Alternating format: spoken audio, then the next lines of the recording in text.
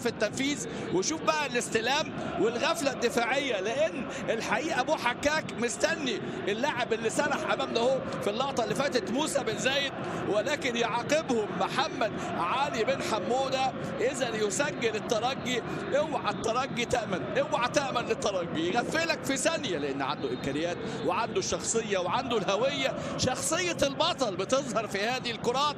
محمد علي بن حموده اللي كان رهان عليه الحقيقه ما بين رياض بن عياد الجزائري لاعب وفاق سطيف السابق، واللي كان اكيد طبعا رمي التماس ما فيهاش تسلل، طبعا رمي التماس ما فيهاش تسلل، وهدف صحيح للاعب بن حموده في الدقيقه 54 عشان يتقدم الترجي في فتره كان فيها شبيبه القبائل بدا يلعب وبدا يسيطر وبدا يحاول يصل، لكن بالفعل نادي الترجي الحقيقه المكشخه الدم والذهب ترجي البلاد، واكيد طبعا الرغبه الكبيره اللي كانت في رمي التماس. حمد الهوني اسيست برمي التماس، وبن حموده الحقيقه بالقدم اليسرى في مرمى محمد أدير حديد اول اهداف المباراه.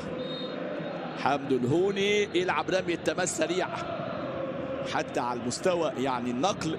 شفنا الكرة على طول راحت الى بن حموده وشفناها في الشباك، كرة الهدف الاول في المباراة. 1-0 لسبيرانس امامنا للترجي التونسي.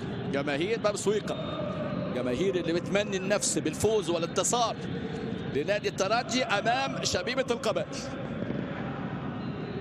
اكيد فرحة العيد من الجماهير الموجودة في الملعب، واكيد الجماهير الموجودة ايضا في تونس. الرغبة الكبيرة الحقيقة للفوز والانتصار.